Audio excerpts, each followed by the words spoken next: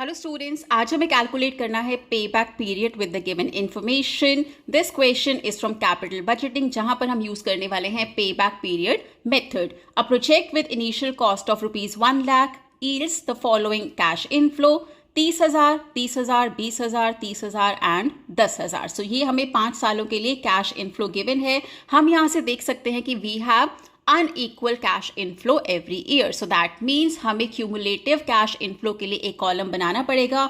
cumulative cash inflow क्या होता है? अभी तक आपको प्रोजेक्ट ने कितना पैसा कमा कर दिया है जब से वो इंस्टॉल किया गया था। सो फर्स्ट ईयर का क्यूमुलेटिव विल बी 30,000 बिकॉज पहला ही साल है।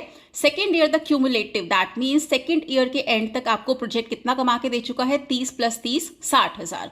थर्ड ईयर के एंड तक 30 + 30 + 20 that is 80,000। Similarly, you can calculate cumulative cash inflow for fourth and fifth year also.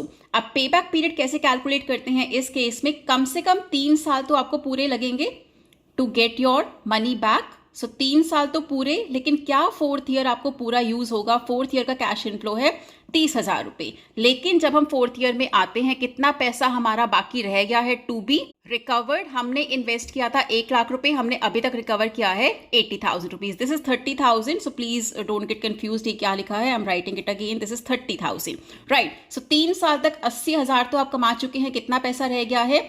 20,000 रुपए। अब लेकिन फोर्थ ईयर का टोटल कैश इनफ्लो है 30,000 रुपए। दैट मीन्स 30,000 में से हमें कितना चाहिए? 20,000 रुपए। So we can calculate pay back period as 3 years plus 20,000, that is the remaining amount, dividing it with 30,000, that means cash inflow fourth year.